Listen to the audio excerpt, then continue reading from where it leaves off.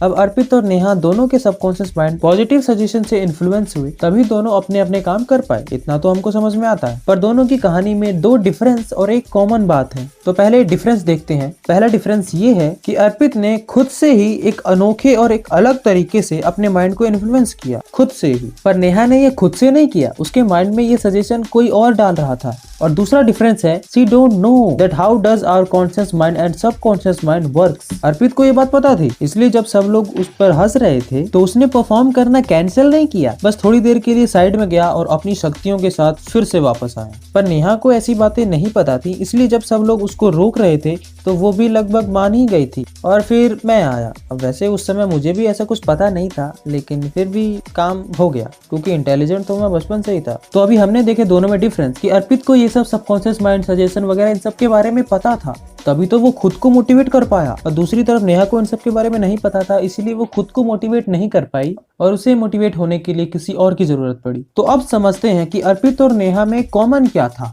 अर्पित का माइंड खुद की और नेहा का माइंड किसी और की सजेशन से इन्फ्लुएंस हुआ और वो दोनों वो कर पाए जो वो करना चाहते थे। मुझे पता है कि कुछ लोगों को कुछ समझ नहीं आ रहा होगा, इसलिए इन वीडियोस को देखो, इनमें इनकी कहानी बताई है मैंने। एनीवे, तो अर्पित की तरह हम भी तो अपने आप को कई सजेशन देते हैं और अपने आप को बोलते रहते हैं कि ये काम आज करके रहूंगा, पर फिर भी हम आलस और प्रोक्रास्टिनेशन की वजह से वो काम नहीं कर पाते। फिर हम रात को पूरे दिन को वेस्ट करने के लिए पछताते हैं और अपने आप से प्रॉमिस करते हैं कि कल तो पक्का करूंगा, और कल भी सेम यही चीज होती है। ऐसा होता क्यों है? फिर जैसे नेहा को किसी और ने सजेशन दी थी और वो मोटिवेट हो गई थी, वैसे ही हमें भी तो हमारे पेरेंट्स और टीचर हमें पढ़ने का सजेशन बार बार हमारे माइंड में देते रहते हैं, या फिर कोई भी दूसरा बंदा हमको पूरी तरह से एनकरेज कर देता है एक काम को करने के लिए, फिर भी हम वो काम नहीं करते हैं या नहीं कर पाते हैं। ऐसा क्यों होता है? अर्पित और नेहा के साथ तो ऐसा हो गया, हमारे साथ ऐसा क्यों नहीं होता है? जवाब सिंपल है दोस्त, हमारा सबकॉन्शियस माइंड सिर्फ सजेशन से ही इन्फ्लुएंस नहीं होता है, वो इन्फ्लुएंस होता है हमारे अंदर की इंटेंसिटी से। इसको मैं दूसरे शब्दों में बोलूं तो हमारे अंदर एक आग होनी चाहिए।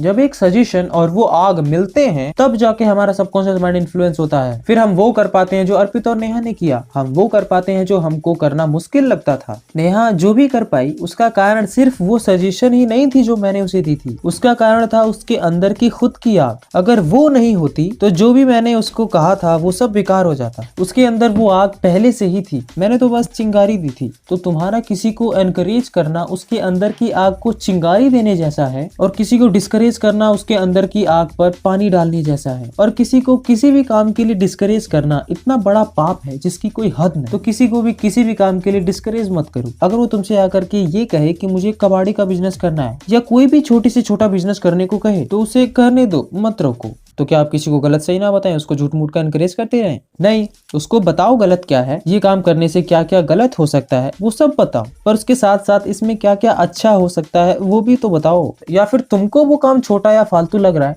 तो उससे पूछ लो, उसे ये जानने की कोशिश करो कि वो इस चिंदी से काम को लेके इतना एक्साइटेड क्यों हुआ है, वो काम क्यों करना चाहता है, इसके पीछे उसकी क्या सोच है। अगर तुमको उस काम के बारे में कुछ नहीं पता है तो तुमको उस काम से रिलेटेड कुछ बोलना भी नहीं चाहिए, बस सामने वाले को सुनना चाहिए, क्योंकि सुनोगे तभी तो वो काम समझ में आएगा जो वो बोल रहा है। So back to the main topic. तो नेहा का तो हम जान चुके थे कि वो क्यों ये कर पाई, सिर्फ सजेशन की वजह से नहीं, उसके अंदर की आग की वजह से ये सब हुआ। और यही वो आग है जो अर्पित में भी थी। पर अर्पित और नेहा में कॉमन क्या था हमें पता चल चुका है, इंटेंसिटी टू डू समथिंग, कुछ करने की आग। तो तुमको याद होगा कि इस सीरीज की सबसे पहली वाली वीडियो में मुझे अर्पित की कहानी सुनाते सुनाते अपना एक इंसिडेंट याद आ गया था, और मैं अभी तक उसी पे वीडियो बना रहा हूँ। और मैंने राधा की कहानी पे अब तक वीडियो अपलोड नहीं की है, तो नेक्स्ट वीडियो उसी पर होगी। उस दिन मैं कई बार अपने आप से बोलती थी, और ठीक सोने से पहले भी, और ठीक सोने से पहले भी, ठीक सोने से पहले भी, ठीक सोने से पहले भी। ये 3 बार मैंने इसलिए बोला